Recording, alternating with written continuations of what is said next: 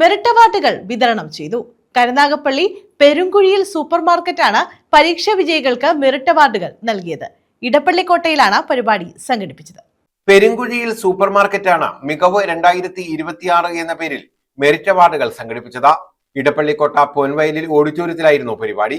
SLC +2 പരീക്ഷകളിൽ ഉന്നത വിജയം നേടിയ വിദ്യാർത്ഥികൾക്കാണ് അനുമോദനം ഒരുക്കിയത്. മന്ത്രി PC വിശ്വനാഥ് ഉദ്ഘാടനം ചെയ്തു. നമ്മുടെ കുട്ടികൾ നാളെയുടെ നമ്മുടെ നാടിന്റെ നിക്ഷേപങ്ങളാണ്. രക്ഷകർത്താക്കൾ കരുതുന്നത് ഇത് അവരുടെ നിക്ഷേപമാണെന്ന്. ഓരോ കുഞ്ഞും നാടിന്റെ നിക്ഷേപങ്ങളാണ്.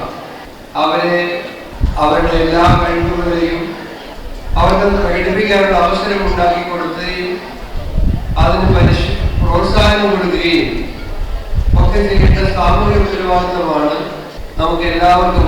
ആ സാമൂഹ്യ ഉത്തരവാദിത്തമാണ് ഇവിടെ പെരുങ്കുഴിയിൽ സൂപ്പർ മാർക്കറ്റ് ഈ ചടങ്ങിൽ കൂടി നിർവഹിക്കുന്നത്. ഞാൻ ദീർഘമായി പ്രസംഗിക്കുന്നില്ല, കാരണം ദീർഘമായി പ്രസംഗിക്കുന്ന ആളല്ല ഇപ്പോഴത്തെ പിള്ളേർക്ക് ഇഷ്ടമല്ല എന്ന് എനിക്ക് നന്നായിട്ട് അറിയാം.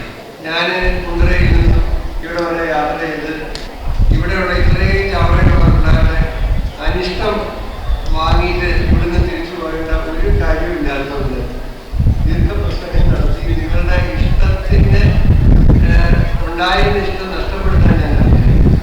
പന്മന ഗ്രാമപഞ്ചായത്ത് പ്രസിഡന്റ് സന്തോഷ് തുപ്പാശ്ശേരിൽ അധ്യക്ഷത വഹിച്ചു.